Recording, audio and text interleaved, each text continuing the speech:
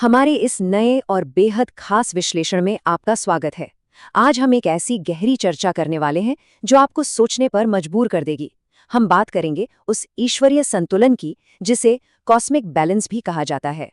हम जानेंगे कि जब जब इस ब्रह्मांड को भारी अराजकता और असीमित अहंकार से खतरा होता है, तब तब कैसे कुछ खास दिव्य भौतिक स्वरूप और पवित्र अस्त्र उस बिगड़े हुए संतुलन को वापस ट्रैक पर लाते हैं। तो चलिए सीधा मुद्दे पर आते हैं। कभी सोचा है आपने क्या होता है जब अहंकार का बोझ इतना ज्यादा बढ़ जाए कि वो पूरे ब्रह्मांड को ही एक गहरे अंधेरे रसातल में खींचने लगे। ये कोई आम समस्या नहीं है। ये एक ऐसा पॉइंट है जहां हर नियम, हर व्यवस्था बिल्कुल टूटने की कगार पर आ खड़ी होती है। इस स्थिति को जरा विजुलाइज करने की कोशिश कीजिए। समुद्र आग उगलने लगा था और धरती चुरा कर रसातल की सबसे गहरी खाइयों में धकेल दी गई थी।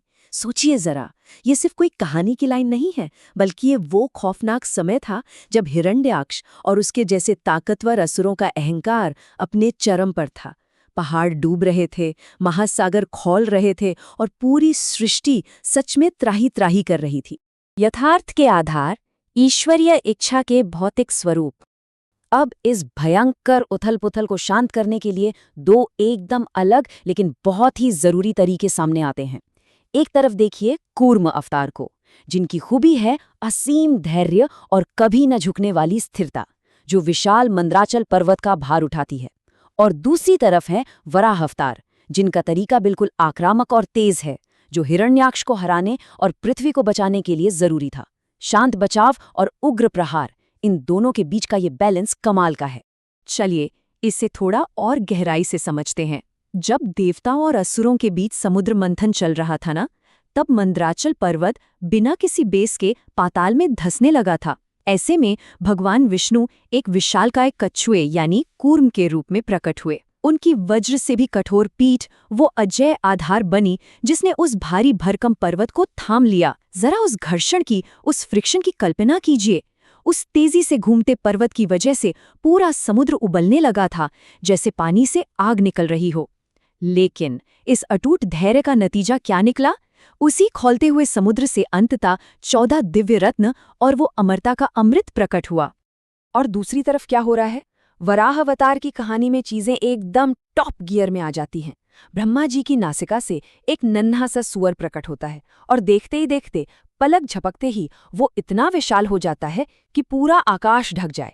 वो सीधे गर्भोदक सागर में एक जोरदार छलांग लगाते हैं। उनके पानी में उतरते ही लहरें खौल उठती हैं। फिर शुरू होता है अहंकार में अंधे हिरण्याक्ष के साथ एक रोंगटे खड़े कर देने वाला युद्ध। इस तेज और उग्र प्रहार के बाद वराह अवतार माता भूदेवी यानी हमारी पृथ्वी को अपने दिव्य दांतों पर सुरक्षित रखकर वापस ले आते हैं।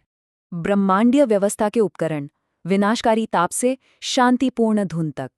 विशाल अवतारों से हटकर अब जरा उन दिव्य अस्त्रों की बात करते हैं जो संतुलन लाते हैं। सुदर्शन चक्र का बनना ही अपने आप में एक अद्भुत प्रक्रिया है।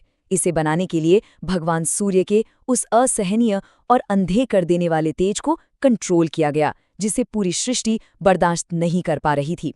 फिर देवताओं के महान शिल्पकार विश्वकर्मा जी ने अपनी दिव्य भट्टी में इसे गढ़ा।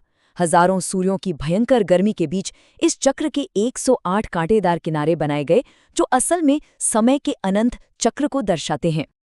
अब सुदर्शन नाम पर गौर करते हैं। सु का मतलब है शुभ और दर्शन का मतलब है दृष्टि या विजन। तो ये कोई विनाश करने वाला अंधा हथियार नहीं है, बिल्कुल नहीं। ये वो उपकरण है जो अधर्व और अहंकार की जड़ों को पूरी तरह भस्म करके हमें परम सत्य का दर्शन कराता है।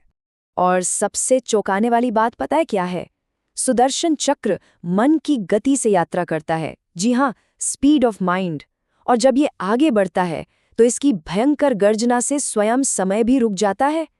जब भी शाश्वत व्यवस्था को बचाने की बात आती है तो ये अस्त्र उसी प्रचंड ऊर्जा का प्रतीक बन जाता है जो बड़े से बड़े अहंकार को पलक झपकते राख कर दे।